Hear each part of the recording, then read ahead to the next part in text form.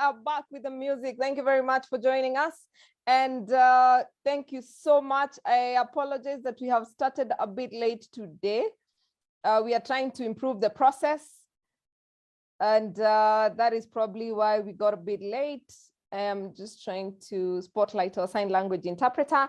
Hi, Catherine. It's good to see you this evening. Thank you so much for being with us and choosing to be part of this meeting. And thank you for the work that you do. Thank you so much. This is Catherine Sidandi, our sign language interpreter. We really appreciate her for her support in making sure that we are inclusive. My name is Grace Nzula. Welcome to Get It Right with Atara Solutions, a webinar series that seeks to demystify issues in employment and entrepreneurship. We do this every Tuesday from 8 p.m. to 9 p.m. live on Zoom. This is our, I can't even keep up. We are on season 3. Season 1, we did 26 episodes. Season 2, we've done 33 episodes. And this is season 3. We are, I think, on our 9th episode. So if you have missed any of our webinars, please log on to our YouTube channel, Get It Right with Atara Solutions. There's a lot of content there, a lot of content that will help you build your career or your business. And we started in 2020, so you can imagine the amount of content on that YouTube channel. And yes, it's going to be 1 hour long because our meetings are a whole hour long. But I promise you, it's going to be worth your while. And so allow me to just recognize our partners. We have people who have really been of great support because they have enabled us to bring these sessions to you. And we are really always very grateful to them. So this webinar series is brought to you by Atara Solutions in partnership with Balcon Housing. Balcon Housing is a real estate and property management company. We are also in partnership with Stallion Construction Company. Stallion Construction is a construction company that deals with construction services.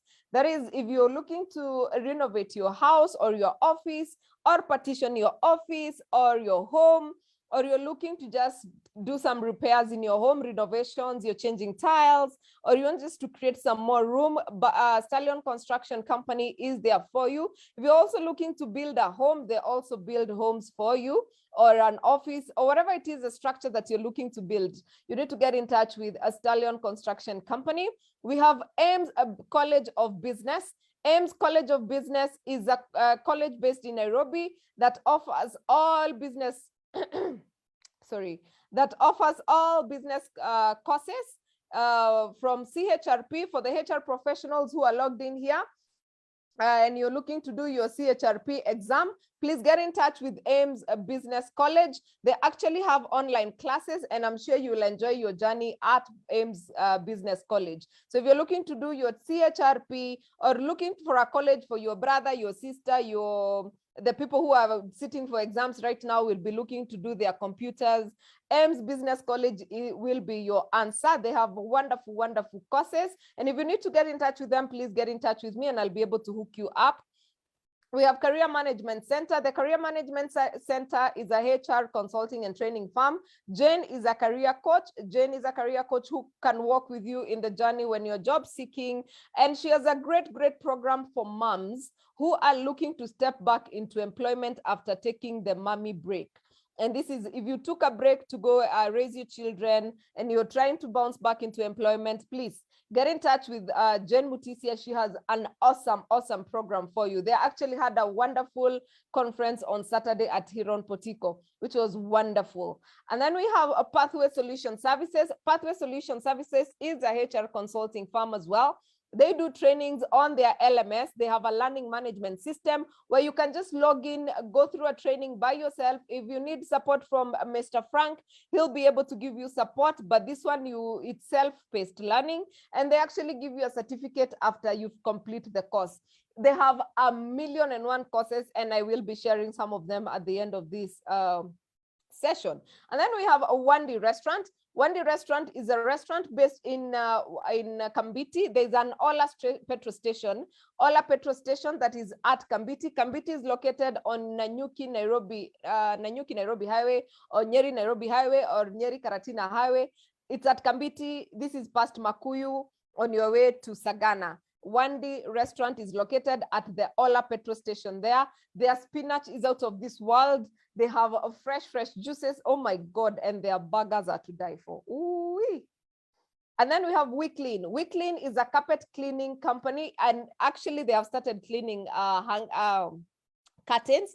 So if you're looking for somebody to do total cleaning solutions for your house, they are washing your curtains and washing your carpet as well. And they do 24 hours delivery. Like they pick up your carpet today, they will bring it within 24 hours. Actually, they have a machine that cleans carpets within 6 minutes. Can you imagine? 6 minutes. And by the time you remove it there, it actually is dry up to 90%. So if you have a carpet that you're wondering whether it will ever get clean, WeClean are your people. You can get in touch with me and I'll be able to hook you up, or I can share the number on your chat if you wish to. So I know we have taken a bit of time to start this session. So without further ado, allow me to just welcome our speaker this evening. We have at Kaizen. When I shared the flyer today, everyone was like, Kaizen Power Center, or oh my God, we can't wait to join this. So our speaker today is none other than Grace Wachira.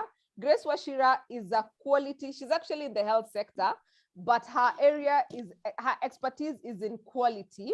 And she is bringing to us quite a good session this evening. And I hope you brought your notebooks, because this is going to be wisdom packed and learning packed. And our Facebook people, we are live on Facebook as well. In case you're logged out and you're not able to log in, we are live on Facebook on Atara Solutions YouTube page. Grace, it is all about process improvement today. Yes. So Ebu, tell us, how are we going to do this? Good evening, everybody. Welcome. It's an honor and a pleasure to have you and to be able to present our presentation today. My name is Grace Wanjiru Wachira. I am a quality assurance specialist. I work with quality improvement and compliance. We help organizations to ensure that they improve their processes. They are able to determine gaps where gaps are, and they're able to make sure that the gaps are closed. And at the end of the day, we are able to make sure that our organizations are able to experience return on their investment. So there are so many times that we find ourselves encountering gaps in our systems, in our operations. And we spend a lot of time working on these gaps, discussing, having these meetings. And then after some time, we encounter the same gaps again. So we are here this evening, Grace, to discuss on how we can be able to have those meetings that are productive, that once we have a meeting to correct an error or to correct a gap, there are solutions that we come up with in those meetings. There are solutions that are going to eradicate these gaps permanently. We are going to be saving time, we are going to be saving money, and at the end of the day, we are going to be adding value to our businesses. We all open businesses so that they can be able to pay our bills and they can be able to give us returns. And these problems that we encounter, sometimes they drag us behind. So I would like to welcome everybody. As we go through the slides, we can be able to write our questions and we are going to answer our questions later.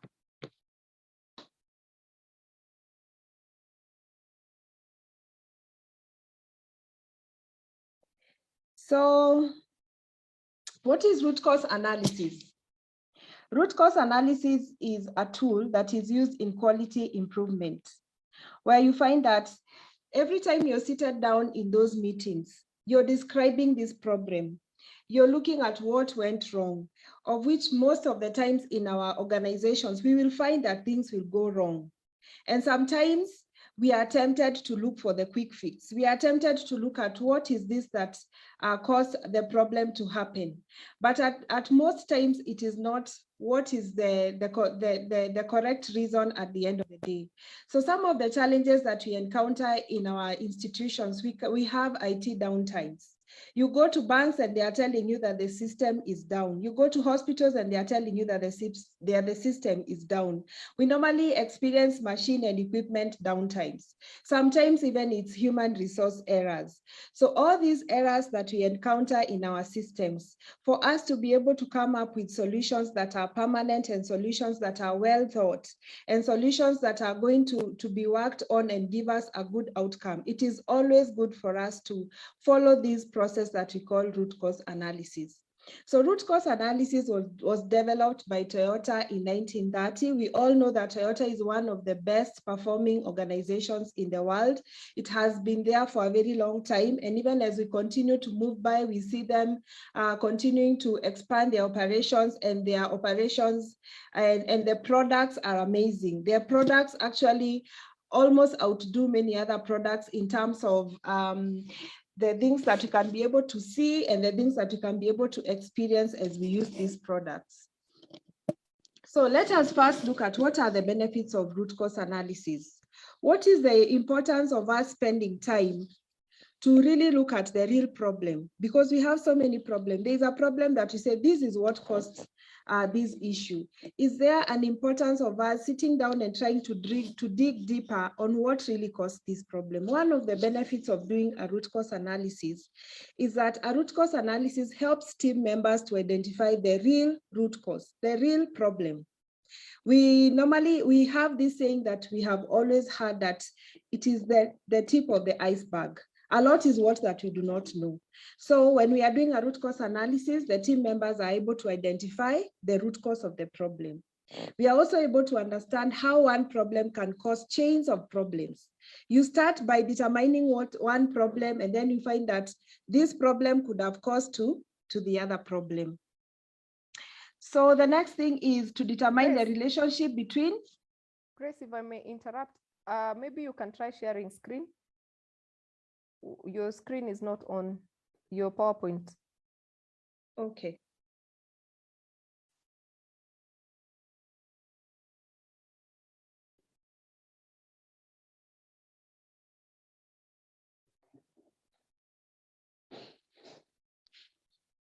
I think we are good now, Grace.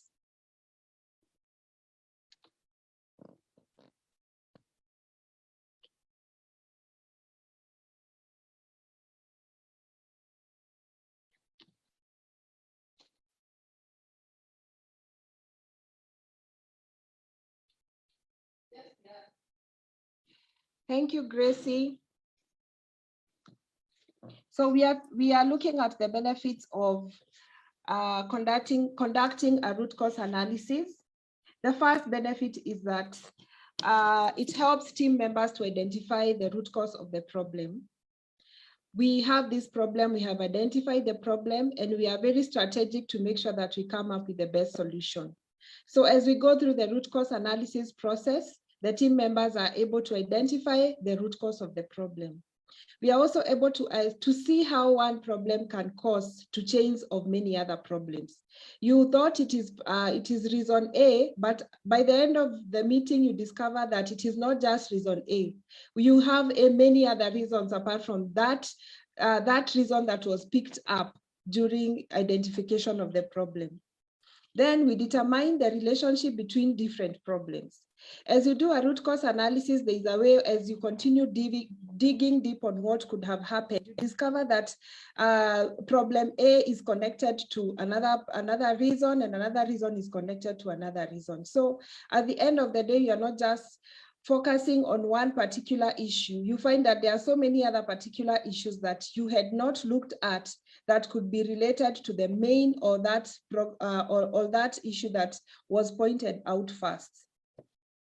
The other thing is highly effective without complicated evaluation techniques. We have so many techniques and so many tools that we use in strategically coming up with problems, solutions to solve our problems and our gaps in our institutions. So this root cause analysis is a process that is not complicated. It does not have maths, it does not have statistics to look at. It is something that you just sit down and you evaluate and you look at what could have caused this and what could have caused this other problem. The implementation also are simple and easy. After you've come up with your solutions, the implementations are also simple and easy.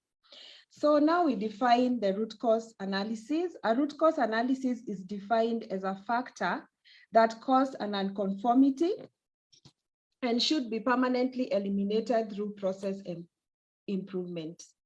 If we do not eliminate the root cause of a certain nonconformity is what that is happening outside the standards that you're supposed to follow, outside the processes and the policies that our institutions have put down for us to be able to follow.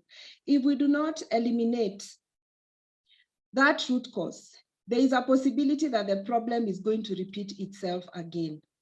When the problem repeats itself again, we are going to find ourselves having the same meetings, coming with the same actions and deliberations, and probably after another 2-3 months, we find ourselves in the same position.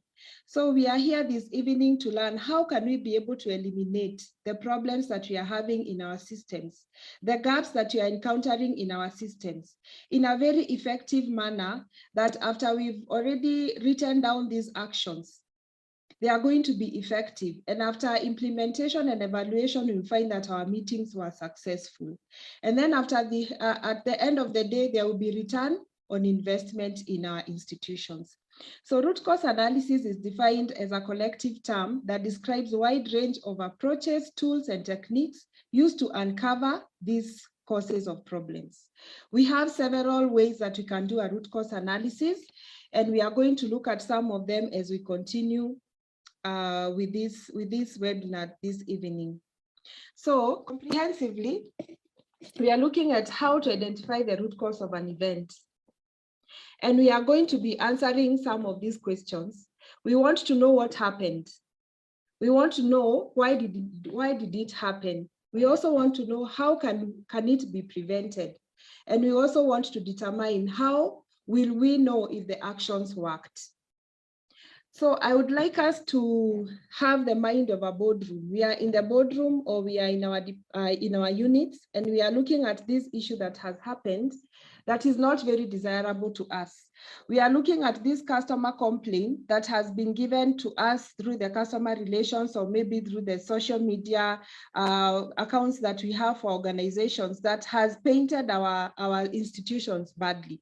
We are looking at this product that has been released and it is not very good to be taken to the market. So we want to know what has happened. We want to know why did it happen? How can it be prevented? And how the actions that we are going to come up with, are they going to work? So in this process, we do not focus so much on who did it, but we normally focus so much on the systems and the processes versus the individual performance. The reason why we are not focusing on the who, and I know when I say we are not focusing on the who, sometimes we get to raise eyebrows, because that is the first thing we look at. There is a problem in the system. We want to know who did it. And most of the time, the moment we know who did it, that is where we get stuck. We call these people, we want to know, why did you do this? We have spent a lot of money to put this operation in place, and yet your outcomes have not been desirable. They are not adding value to the organization. This is most of the time we miss a point when we focus on the who. We are supposed to focus on the system and on the processes. So we are going to look at, do we have a system that is existing in place? Do we have a process that is documented in place that was not followed, so that we can be able to have actions that are effective at the end of the day? So when we are responding to an uncompliant event is, again, as we have said, we have standards that we are following. We have processes that we are following. We have policies that we are following. So how do we respond to these issues that have not complied to the standard? Number one, there is a quick fix. What are we going to do where the quick fix is concerned? Of course, even as we do the root cause analysis, you're not going to have fire is burning and you're there waiting to start a meeting to do the root cause. Of course, there is the first thing that you will do, at least to calm things down. If it is a patient that is, sorry, I'm using a patient because I'm a medic. If it is a client that is complaining, we need to settle that client first. So there is a first thing that we do that is called a quick fix, where you call in the client and you try to calm down the client. You try to apologize. You try to listen to what could have gone wrong and reassure them that you're going to work to make things better next time. Then the next thing is you communicate back to the client. You will have to communicate back to the client on the findings that you have encountered on your side. This communication most of the time is not comprehensive because, again, you have not discovered what could have been the real problem. So you're just trying to comfort the client for them to know that we really care about your feeling, we really care, and we don't feel really nice that you are not able to meet your expectation. And you're trying to calm down the client because you will need this client to come back again. Then the other thing, we report the event. We normally have reporting systems. We should have reporting systems in our institutions. Most of the reporting systems that we have, maybe it could be we have a unit head or we have a line head, the reporting systems that we have.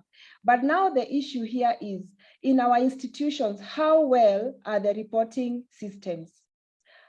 How comfortable are our staffs to report the events, to report the non-conformities, to report the issues that are not working well?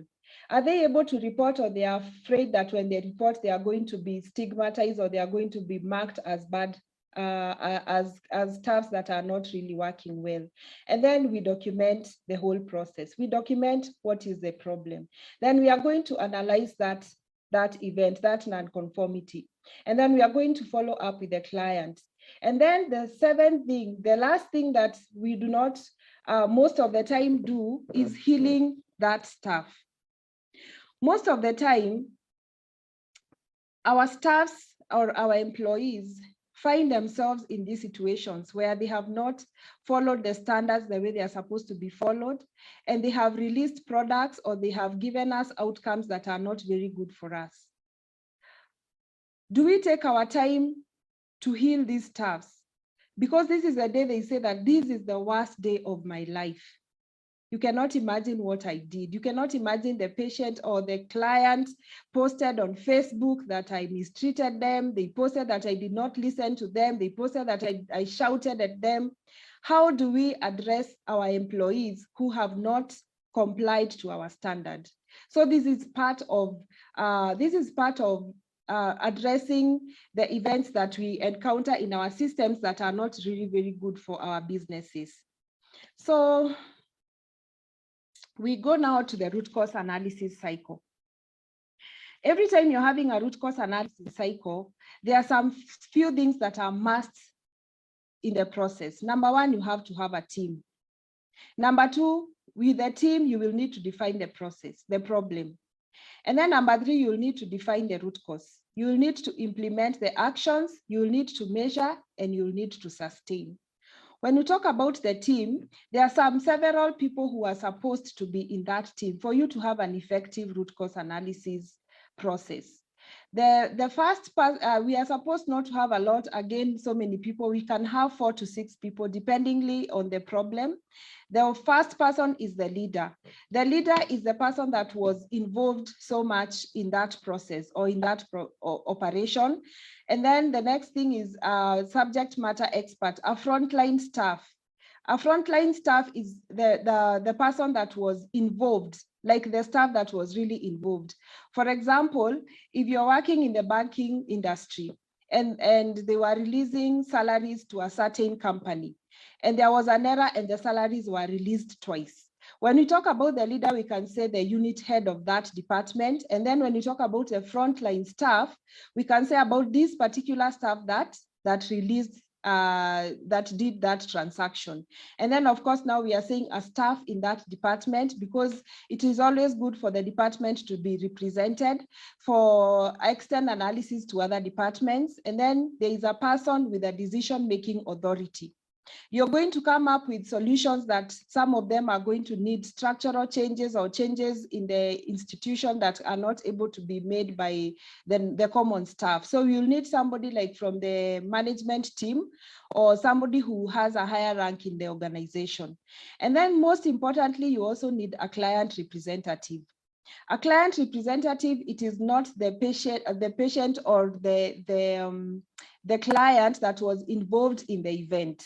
This is somebody who stands in for that particular client. Most of the client representative we can say are the customer relations persons or the customer satisfaction persons or the customer care people, who is going to listen with the ear of the customer, who is going to feel and is wearing the shoes of the customer. And then at the end, you're going to be looking at the process. Which process was not complied to? Which policy was not complied to? Which standard was not complied to? So ladies and gentlemen, when you're doing a root cause analysis, ensure that the people who are involved in the team are the same people that were involved in that process. If there is a person who is missing in the process, there is some information that is going to be missing in the process. So it's even better you delay for you to make sure that you get that particular person to have a full team, rather than having a root cause analysis process that has a team that is not 100%. Again, root cause analysis are supposed to be done within 72 hours of the occurrence of the event. If you do them more than 72 hours, the information, there is a tendency of information getting evaporated from our minds. We are human beings. Sometimes we forget of details, and you'll not be able to remember some very important aspects that could really help us when we are coming up with those solutions. So now we have the team, and the team is well represented. 100% of the people that are supposed to be there are present. So we look at how we define that problem. So the problem was brought to your desk and you do not know the details of the problem. So it is very good for us to be able to know the details of the problem. So we need to gather information. This information we can get from the witness or from an observation statement. This witness could be maybe the person that was able to see what happened. If it is a client, the client can give us that. They can be able to write what happened and why they are not happy and what they think that we should improve on. If it was a fellow colleague or somebody else who was standing right there and they are willing to give us the statements, they can be able to give us a statement. If it is cameras, information from the cameras that we have in our institutions, we are supposed to have those cameras. If it is statements, things that were typed, anything that could be generated from our systems that can be able to help us to define the problem, we should have them. Then there is the physical evidence. Physical evidence is like now, for example, what we are talking about, cameras, anything that can be able to showcase, if it is now the reports from this process that we are talking about here, documentations, there is process records, maintenance logs, policies and procedures, anything that can be able to describe to us what could have gone wrong, why we are not happy with everything that has happened, for us to be able to have a correct definition of this problem. We say that if you get a definition of a problem from one party, there is a possibility that there will be biasness. So here, using our wisdom in our institutions, we are trying to look at how we can be able to describe and to define this problem, eliminating all kind of biasness if possible. If we look at this diagram, this is what we are talking about, the tip of the iceberg. Every time we have a challenge, there is the first problem that we are able to pick up, and we call it the tip of the iceberg. If you look at the tip of the iceberg, is not even a quarter of the whole iceberg. So most of the things that we have not been looking at in our facilities, they are underwater. What we have been working on is what is on the top, what is being seen. And probably that's why we have not gotten a breakthrough in resolving the problems that we have been experiencing in our facilities for the longest time. If you normally document the actions of effectiveness after every meeting that you have in your institution, if you go back, you'll find that if you have encountered that issue in the recent times, most of the actions that you came up with to resolve it are the same actions that you had documented like 3 years ago. So here it's because we've not been looking at the whole issue. We've just been looking at part of what could have caused the problem. So we normally have two types of problems. The first one that we pick is it's called the proximate cause. It is usually closest to the event. The most apparent cause discovered with the first why. Why did this happen? Why did you come home late? Why did you come to work late? Because there was traffic. That is the first why, and that is the tip of the iceberg.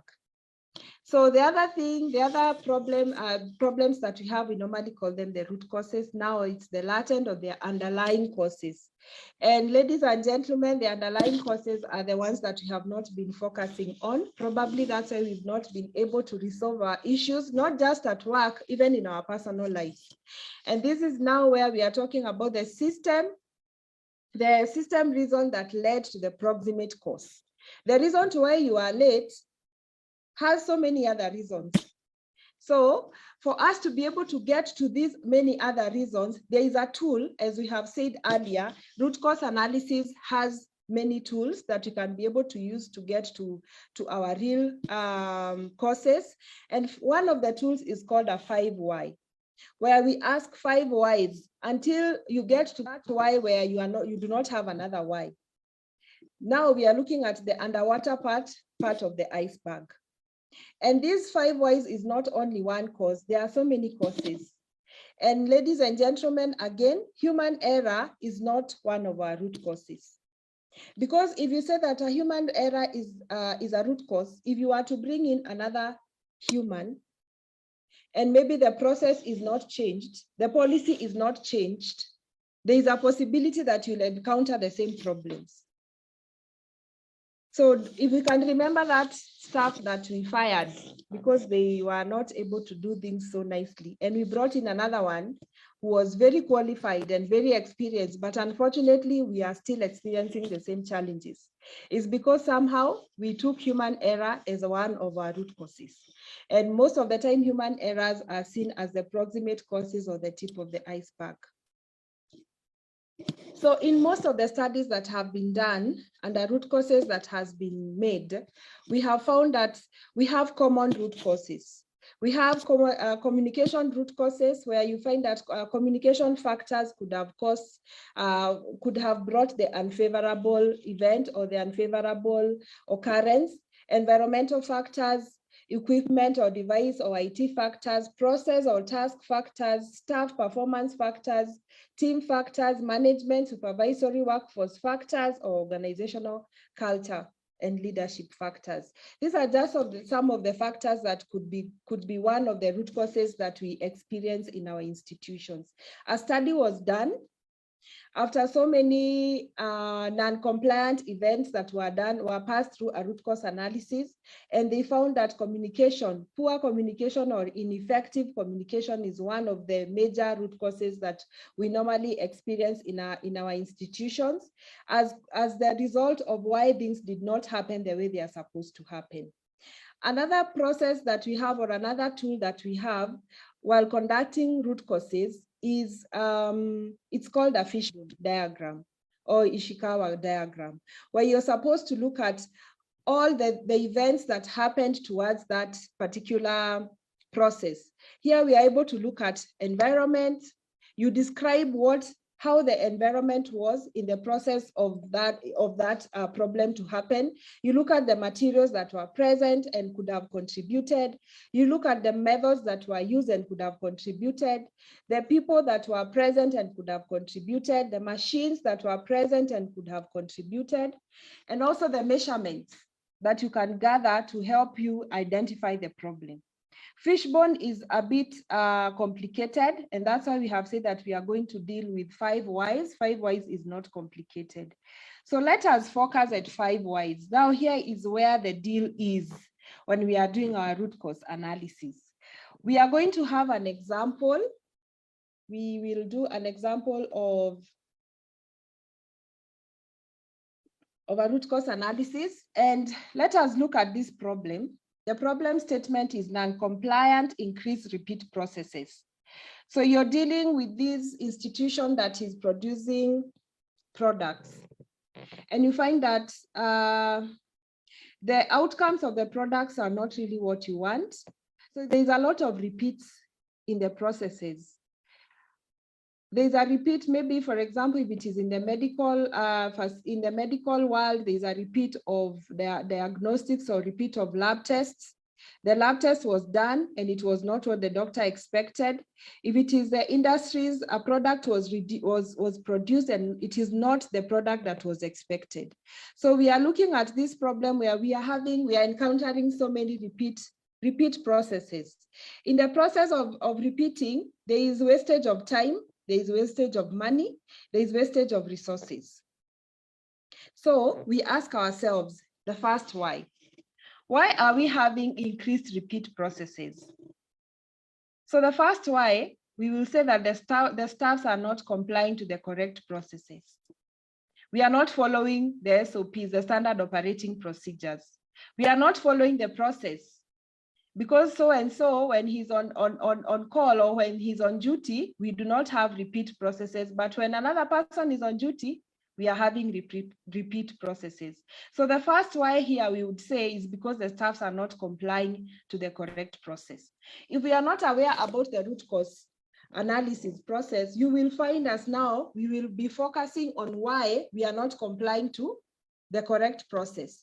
And you will find that we might have the discussions of, let us change this particular person who gave us the wrong product. Let us change them from this place and take them to customer care or take them to another department. And we bring in another person and we hope that things are going to improve. And then probably after some 1, 2, 3 months, we encounter the same issue again, or even after weeks.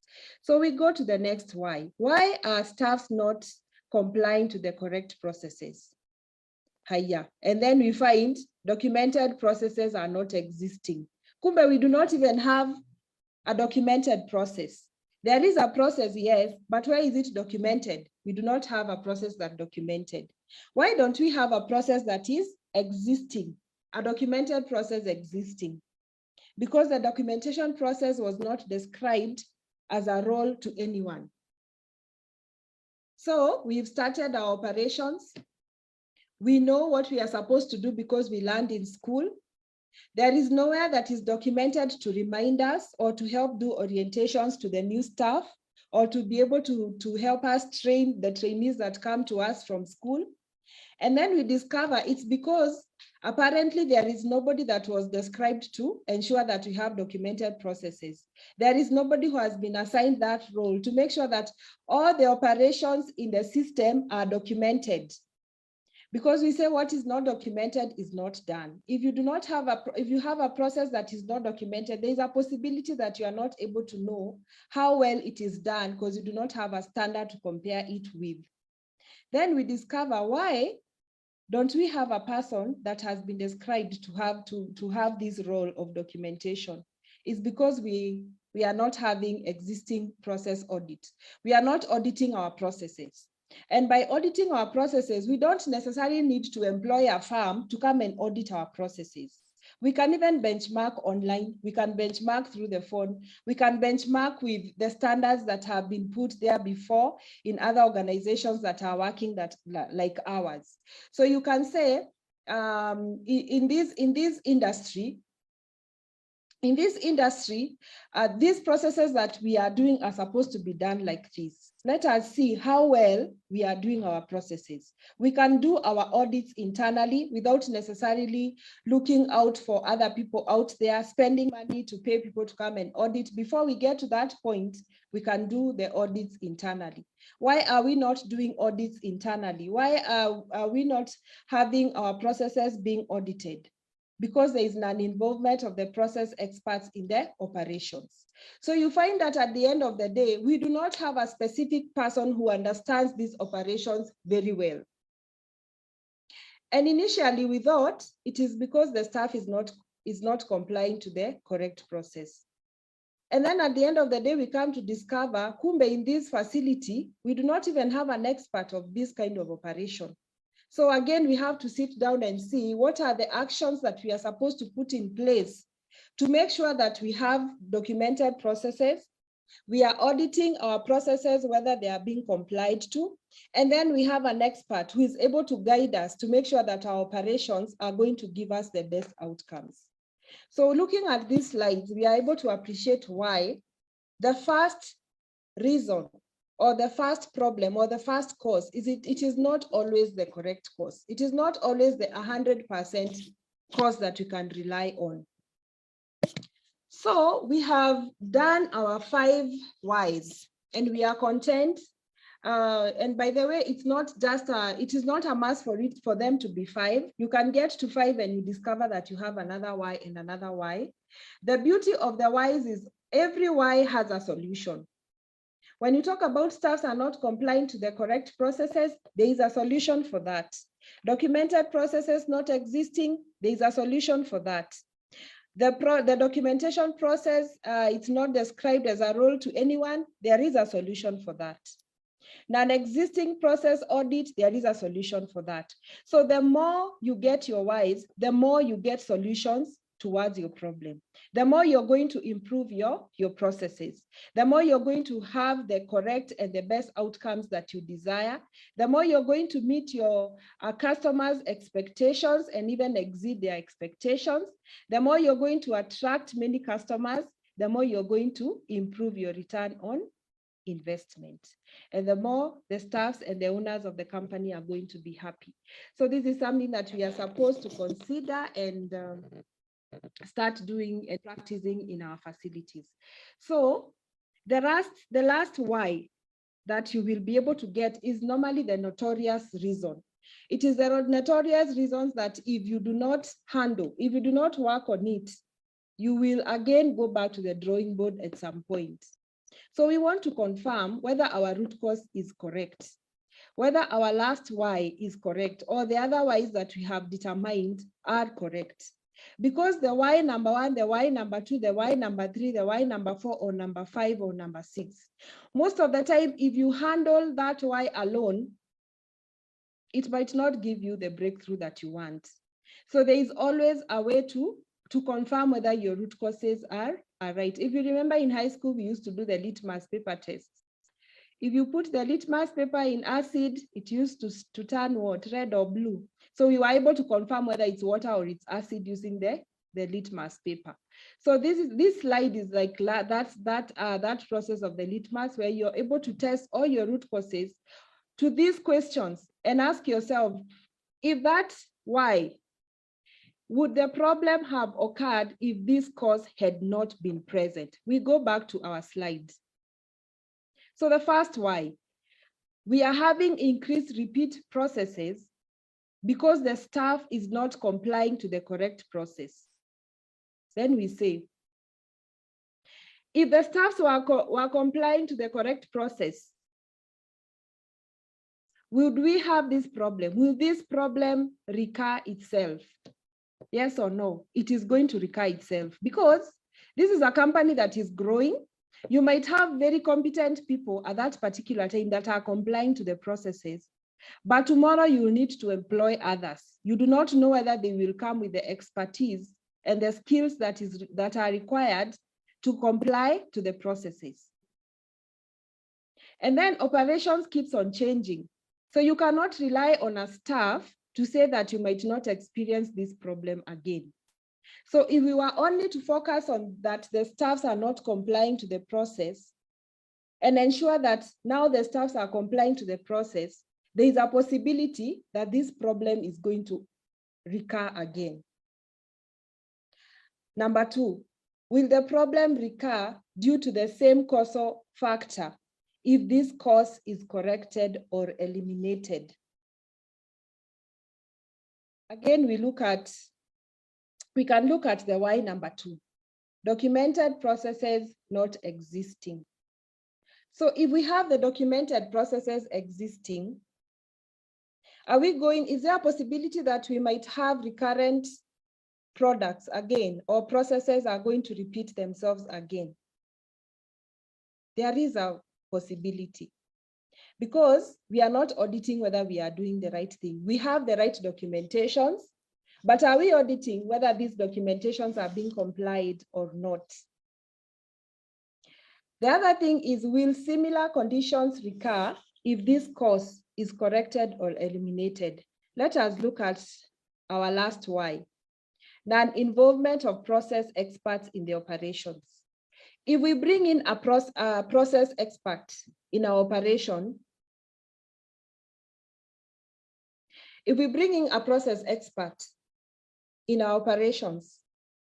will similar conditions recur if this cause is corrected or eliminated? So there is a possibility that we are not going to have a recur of these processes again the moment we have an expert in our team. Because this expert is going to make sure that our staffs are knowledgeable. They will make sure that the documentations are in place. They will make sure that our staffs are trained. They will make sure that audits are conducted. They will make sure that benchmarking is done. They will make sure that all the gaps that could happen in that process are closed. So every time you have a meeting and you are almost done with your root cause, or you have those points, always run these points over these 3 points. If whatever you've decided is not being qualified by the 3 of these points, just know that there is a possibility you have missed the root cause. There is a possibility that you can do all those things, but they are not going to be effective at the end of the day. You are not going to get a breakthrough, and that particular problem is going to recur itself again. Ladies and gentlemen, if there is a slide that I would like you to screenshot, is this one. This is the most important slide tonight. Because if we are not able to test our root causes, confirm our root causes, there is a possibility we are going to have the same meeting another time, discussing about a similar problem, coming out with the same actions that at the end of the day, or at the end of the month, or the end of the week are not going to be effective. We will be losing time, we'll be losing money, we'll be losing clients, and we are not going to be moving forward in our operations. So now we have our root cause, and we have run the root cause. We have confirmed that the root cause is the correct root cause. So we want to look at how to implement these solutions. Most of the time, the root causes that we'll find, they are simple, others are complicated. Simple are things that you can even go and effect immediately. Others are things that you need to go and do trainings, benchmarking. Others are things that are going to even to need infrastructural changes. You will need to break here, build here, employ here, etc. So when we are implementing solutions, it is always good for a facility to be real with themselves, to face the reality of the way the nature of the organization is. So we are not going to be talking about, if we do not break down this wall and build another wall, this problem is going to hit us again, which is at most of the time, it's not practical. So when we are implementing solutions, we are also looking at the practicability of issues. We are going to look at what can we be able to afford, what can we be able to focus on, and it's going to give us maximum benefits. So we identify improvement interventions to prevent event from happening again, as we have said. We want to remove or mitigate the root causes. So one we are going to do is we are going to prioritize solutions with the likelihood of success. We have all those root causes and we have the solutions to those root causes. Which one has the highest likelihood of success? Looking at our previous illustration, we have looked at having an expert. We might think that having an expert we will need to employ, but no, we have so many people out there who are so much knowledgeable and they are really longing to share their knowledge with other organizations. Can we look out and see who is this expert who can be able to come into our facilities and nurture our process and nurture our operations and nurture our people so that you can be able to get the best? So this particular root cause that you will focus on and has the highest likelihood of success, that is what we are supposed to prioritize more. Then number two is the receptivity within an organization. We know that we work in organizations that has a lot of dynamism. And there are a lot of things that are allowed and others are not allowed in, depending on the kind of an organization. So do not bring a solution that is not going to be accepted in your facility. You know your facilities very well. You know the do's, you know the don'ts, you know the organizational culture. Do not bring out or emphasize on our solution that it's not going to be really accepted because it is not something that that facility would really want to focus on.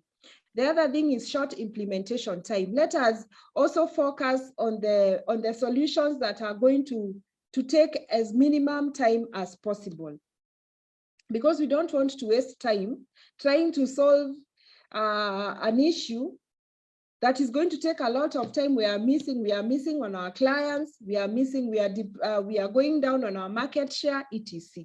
And then something that is reliable. And of course, we are also going to be looking at the costs.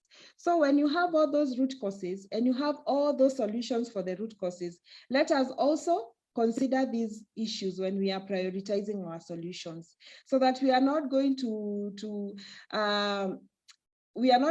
be looking at and say that we are between a hard space and a rock. That saying that we do not know what to do anymore because we have this problem and these are the solutions and they are looking as if they are not doable.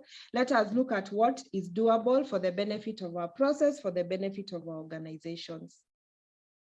Solutions that we can be able to consider: human factors, engineering. What is this that can be engineered by, or that can be pushed by the human resource that we have in our facilities? You're going to be shocked of how rich our human resources are and how positive and willing they are to make sure that they give the best to our facilities.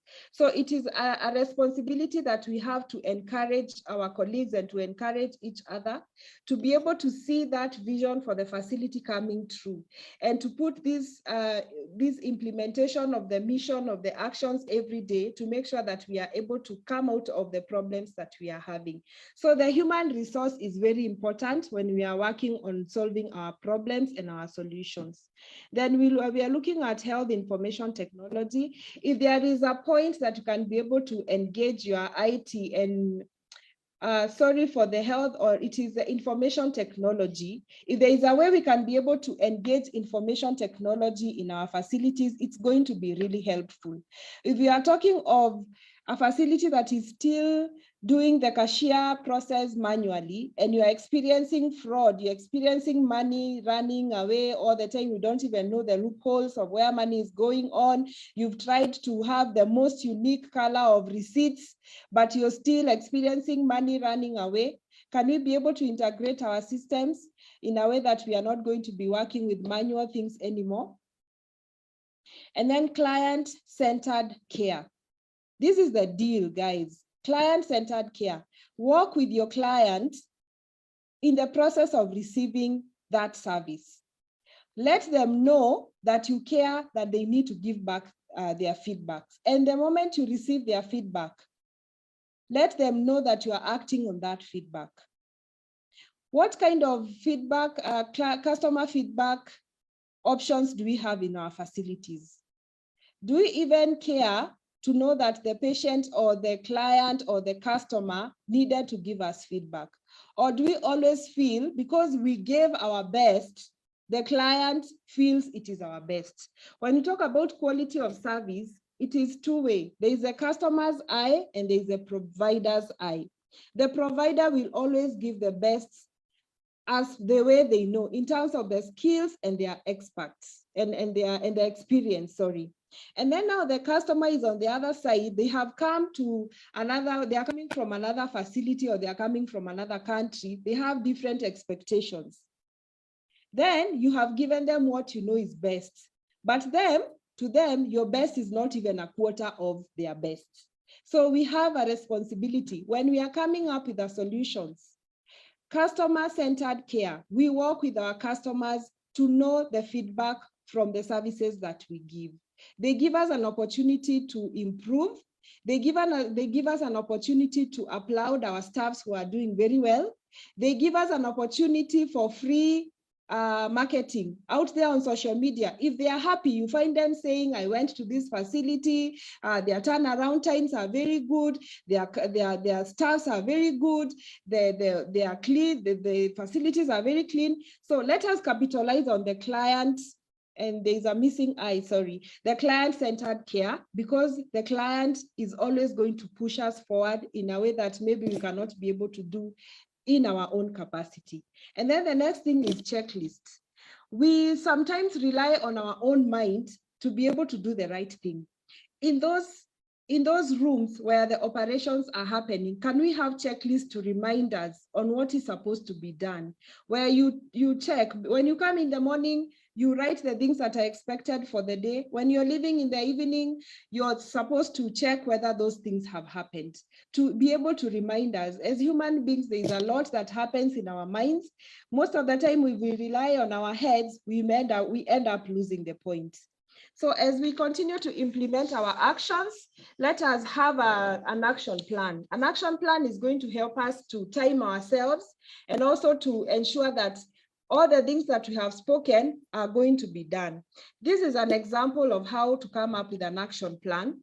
We have the section of the gaps. The gaps are the problems, the real problems, the problem that you are looking at, and the problems that have risen from the 5 whys or from the root cause problem, the root cause process. And then we have the actions taken, or the actions that are going to be taken. So like the problem we had earlier, we had the problem of having repeat processes. One of them, we say that the staffs are not complying into the process. So what are the actions that we are supposed to do to make sure that the staffs are complying? Probably is doing the training. Who is the person that is going to be responsible to make sure that the trainings are done? Which is the due date? When is the due date? Which is this date that you have set to make sure that the training is going to be done? After the training has been done, are we going to measure the effectiveness of that training? If we are going to bring in an expert, where are we going to get this expert? Who is the person that is responsible to ensure that the expert is on board? By when is this expert supposed to be with us? The expert is here now. We are supposed to measure the effectiveness of this expert in the system. So this table, again, is a table that is missed in our meetings. We have very productive meetings. We have very good meetings. And then at the end of the day, we do not actionate our actions. And then you find after a week, those things evaporated the moment we left the boardroom. So this is a very important slide also, guys. When you're working on your objectives, when you're working on everything that you're working on in your organization, apart from now solving problems, it is very important to have such a table when you're working towards improvement. For us who are familiar with the plan, do, check, and act cycle, this table summarizes that all together, where now you have put your plans in place in terms of improving, and you're looking at what is this that we need to improve on, who are these people that are responsible to make sure that we improve on, and the due dates that we expect we are supposed to have done all those changes. And then later after implementation, you're going to measure whether your actions are effective or they were not effective. At some point, you also need to add a section of the things that are going to be needed, the resources that are going to be needed, so that if it is an action point that needs a resource that is not existing in the facility, it is also noted. If it is an action point that needs a resource that maybe needs to be bought or maybe needs to be gotten from outside, whether it's to be bought or to be purchased or to be outsourced, it is always good to include that particular space, so that we cannot be having meetings that we spend a very good time on those meetings, and then at the end of the day, they are not effective. So that's it for me. Gracie? Yes. We can now welcome questions and comments. So thank you very much, Grace. That was quite an informative session. And yes, for you, our audience, the grace is sufficient today. My name is Grace. I am normally your host, and then we are hosting Grace today. And but going by the comments, I can see that the grace is sufficiently sufficient. So let me see. Grace, maybe you can stop sharing screen, and then I know it's 9:08, and please give us a few minutes so that we can be able to maybe get a question or two. But allow me to just say this webinar is brought to you by Atara Solutions in partnership with Stallion Construction Company and Balcon Housing. And I can see people are very, very excited. And all right. So just one moment. And I am really excited to see Helen and Raymond. Raymond, I've not seen you in our webinar this year. Karibu sana. And I've also seen Kate. Kate has quit class today to come and listen to this. And the common question here, Grace, is people are asking whether you're going to share the notes, the presentation. Yes, I will. Okay, sawa sawa. So for all of you who are sending their email addresses, so long as you registered, we have your email and we'll be able to send them to you. And for those of you who are saying this is the first time to be here, I can say that you are welcome to be joining us. We do this every Tuesday. Next Tuesday, we are discussing analytics. And I think people are really processing the information you just shared, Grace, because I don't seem to see a lot of questions. But let me just ask you, you know, for us, like, because we are in HR, normally we are fond of focusing on the who, and I kept just wondering, how long is long enough to actually do root cause analysis? Because first of all, we have a business to run and we need results. And then we also have these processes that need to be clear. I know sometimes it seems very tedious, but maybe you can just give a comment as we allow Kathy Maeke, your hand has been up. As Grace answers my question, I'll ask you to unmute and maybe you can ask your question, but go ahead, Grace. How can we, because sometimes it sounds like it's a very long process. How can we make sure that it's palatable for most of us? So here, Grace, what we do is there's a slide that I shared on the quick fix. There is what you're supposed to do immediately to settle the problem. And most of the time it is not effective. So with your wisdom, you'll be able to settle that problem at that particular time with what you've got. And then now later, within 72 hours, you're now supposed to have that root cause analysis meeting that involves everybody that was concerned. For example, if you receive a very bad feedback on Facebook about your company, there is what you can be able to do at that particular moment to respond to that particular customer. But you're not able to get all the collective information to close the gap immediately. And you're not able to meet everybody that was involved in that scenario at that particular time. So you give your team time to be able to be available for that meeting. So it's not supposed to be more than 72 hours by the time you meet and you are able to discuss all those issues that fall out for the client to complain. But immediately you receive that complaint, immediately you address it with the wisdom that you have. We deal with human beings, they are able to understand, you can comfort them and tell them, we are going to look at this matter and we are going to give you feedback on what happened, even as we have the purpose and the mission to improve. So there is comforting the client as soon as you get that problem, and then now you work on holding that meeting for the root cause analysis. Okay. There's a HR here who is asking, can disciplinary issue need a root cause analysis? So when we are doing a root cause analysis, the disciplinary issue is another matter altogether. We normally call it just culture. Maybe, Grace, we can plan on doing another webinar on just culture, on how to discipline these staffs. Because we normally have three ways when we talk about just culture. There is where you're able to discipline in terms of like a training. You can take somebody out of the organization for some time to go and do a training. And then now there's a discipline of letting this person out of the like what we call deleting them out of the facility or sacking them, for lack of a better word. So it is another training altogether on how to do the just culture. Because when you focus so much on the disciplining, you might be disciplining somebody, you release a very good person, and then you bring in another good person, they end up falling into the same mistake. So you're left stuck. So when we are talking about discipline, we call it just culture. It's another topic altogether, but we are supposed to focus more on the process and on the system even before we get to that point of discipline. But I know at some point, discipline is something that we cannot be able to run away from. Yeah, because we are looking at improving our processes and also making money for our companies. So we cannot compromise again. Okay. Raymond is saying, please confirm that root cause analysis thrives on staff being allowed to make mistakes and learn from the same by coming out openly when some error occurs.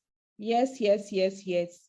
And that's why we said earlier that how well is our environment set for our staff to be able to report these events that are not favorable to us. So we also have a challenge now as process improvers to make sure that the system and the environment is very conducive for our staff to report these near misses or things that have already missed that are not very favorable for our ears to hear. Because the moment our environment is not conducive for that, some of the errors, we are never going to hear them until when it is too late.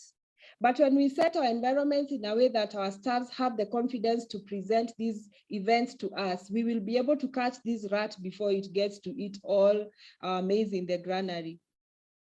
Okay, Lois is asking, she asked the first question, how do we sustain RCA? But her second question is, these activities need everybody getting involved. So how do you work on buy-in of others to give their contribution? And how do you see us taking this process and stop the blame games? So we need to understand the benefits of doing a root cause analysis. The moment everybody in the team understands the benefit of the root cause analysis, you find that we all appreciate the benefits of the outcomes. So number one, it is to sensitize the whole organization. What is a root cause analysis and why are we going to be embracing a root cause analysis in the system moving forward so that they can be able to see it is not a witch hunt process. It is a process that is geared towards improvement. When it comes to issues of sustaining can be done well with audits. If you are not auditing your processes, you can never know where you are. If you're not working on client-centered services where you're involving the customer in the process of receiving their service, you might not know where you are. So your customer is very important where sustainability of improvement is concerned because they are the receivers of your products. They are the receivers of your services. So the larger the scheme and the scale that you're giving them to give you feedback, the best place you're going to be in terms of knowing how are we doing? Are we improving? Are we stagnated? Are we maintaining? So let us give our clients a platform to tell us how we are doing. And then number two, let us embrace audits. Let us embrace internal audits and external audits. These are people who are neutral. They will come and look at our processes. They will look at the standards that we are supposed to use and what is happening on the ground. They will give us gaps and they will help us to know where we are supposed to improve, what is working and what is not working. The other thing is leadership support. You can do all these things, but if your leadership is not in support, it is just dead on arrival.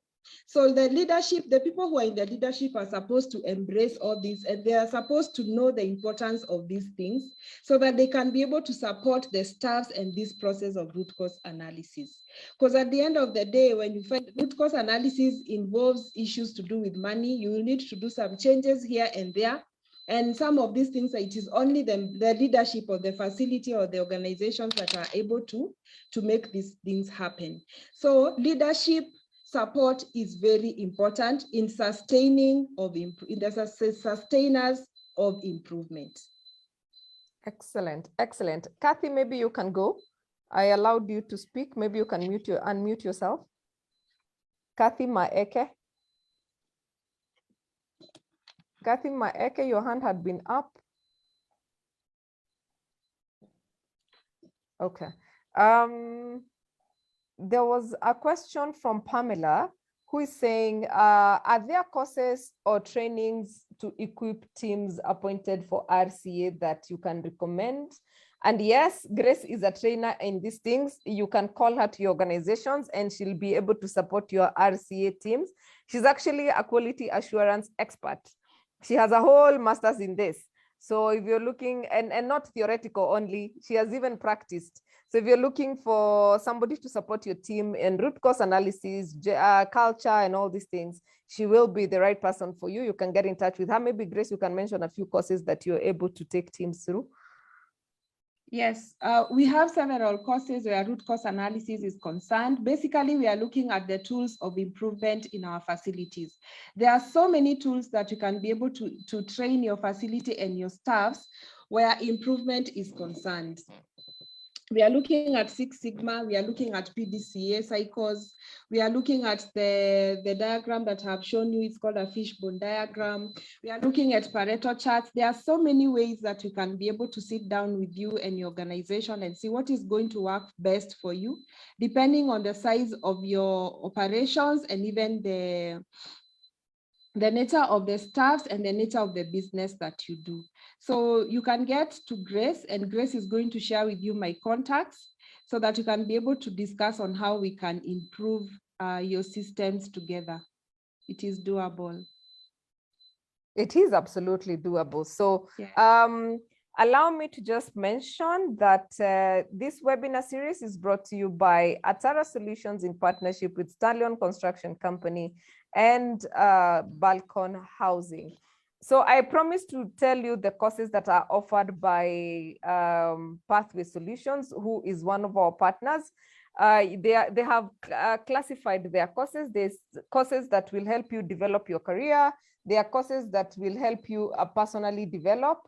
And then there are courses that will help you if you're in HR. These are self-paced courses and you can be able to do them at your own free time. They are uploaded on their LMS and you can be able to do them at your own pace, your own time, and then you'll get a certificate at the end of the day. And of course, Frank promises to be there for you to give you maybe a Zoom call if you get stuck in anything along these lines. So there is about 140 courses that you can take, from sales to HR, to Microsoft Office, to workplace essentials, to supervisory and management, to personal development and career development. There are so many that are listed, you can see on your screen, and you can be able to actually go onto their LMS at a small fee, and you can be able to choose whatever. So if you're looking for any courses that you can learn by yourself, get in touch with me and I'll be able to hook you up with Pathway Service Solutions. And right, and my friend who has been my photographer is telling me today that if I do not share this screen, he's going to kill me today. So this is Swift Photography. If you have noticed our flyer today, my photo has changed. They have beautiful, beautiful photos. Oh my God. Swift Photography is run by Kevin, and I think you can see the numbers there if you're looking to get a photo shoot done for you. For those of you who don't have photos for your LinkedIn, you don't have photos for anything in your career development, or even just a photo shoot for family, you can get in touch with Kevin on Swift Photography and he'll be able to sort you out. And yes, thank you so much, Grace. It's 9:22. Maybe you can give us a parting shot and then we can say goodnight. My parting shot is... Oh, before one minute, Grace. There's a question that we left out, and kindly, I have really enjoyed. Okay, is the RC applicable, an applicable tool in performance management? Yes, it is. Okay, there you go, Alfred. It is. You can use it in performance management. All right. Oh yeah. So you are going about your parting shot. Yes, my parting shot is a root cause analysis may seem like a tedious process, and you'd wonder, do we really need to go through all these issues? Do we need to have this meeting? But remember what is your focus? Your focus is to improve the quality of your services and your products, and also to improve on your return on investment. If you miss on these two, you just be mark timing. You just be seeing your colleagues out there and your competitors taking the whole market share for themselves, and you're wondering what is going on. You start saying they have they are able to, they have somebody who is managing their social media platforms, they have this, they have that, but there are those small problems that you've not been able to crack out the causes that are pulling you down. So kindly, when you're doing those meetings, to look at the issues that are eating you up, consider root cause analysis. Ask those whys as many times as possible. Ensure that you have everybody who was involved in that problem in the meeting, so that you're not going to miss on anything and you're not going to have meetings that are biased. So you might spend 1 to 2 hours, but they are going to be very productive. Again, do not forget to look at the effectiveness of your action. Remember the last slide. Look at the gaps, the actions, the persons involved, the due dates, and also to measure whether your actions were effective. And you're going to thank me later, and you'll thank Grace more. So thank you so much, Grace. I think that was quite informative, and a lot of people are still asking about the notes. If you registered for this webinar, we will be able to share with you the presentation. It will definitely have Grace's contact. You can also get in touch with her, but in case you don't remember to do that, you can always get in touch with me and I'll be able to link you up with Grace. I've seen somebody asking me to reshare the training courses. Maybe you can drop me an email and I'll be able to share with you this flyer, because there's a lot here and I doubt you'll be able to read it throughout. Anthony Minor, I've seen you're looking for the number for pathways. I'll be able to send to your WhatsApp. At least I have your WhatsApp number. I'll be able to share with you that.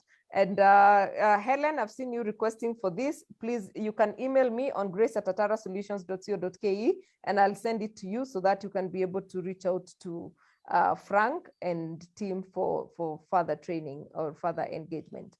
And yeah, so if you please, you can join our WhatsApp group. Jacinta has put the link for you to be updated on the next upcoming sessions. Next week, we are looking at data analytics in the business, and we will also be looking at culture, I think the last weekend. And then in first week of April, we're looking at a purpose-driven life. What is your purpose? Have you discovered what your purpose is? And after that, of course, we host entrepreneurs. We haven't hosted an entrepreneur this month. So April 12th, we have an entrepreneur who is actually running a business in the United States. And he will tell us whether the issues there are also the same as here. I told you guys, season 3 is lit and we are not hoa-hoaing. That is French. We are not going down. We are making sure that you're staying glued to get it right to the Tara Solutions. If this is your first time, please go to our YouTube channel. Jacinta has put it on the chat. You can subscribe and please leave a comment. We have a lot of content on that YouTube channel. You have no idea. From mental health to, we have just everything. Everything you can think about in this God-given earth, from job seekers to career development to process development, all these things are there, and Grace's presentation will also be uploaded there, and then you can be able to catch up as we share with you the link. Thank you so much, Grace, for a wonderful presentation. You should do this more often. You are a very good teacher. You have simplified the stories for us. Even Helen acknowledged that, and my operations consultant, Catherine Wekesa, has actually said, yes, this is it. And Catherine, I think Catherine's internet had a problem. So Catherine Sidandi is our sign language interpreter. If you have an event and you're looking for somebody to support you, please get in touch with me and we can hook you up with Catherine, because we are focusing on being inclusive. We are focusing on embracing diversity, and we are focusing on being there for everyone, because knowledge is power.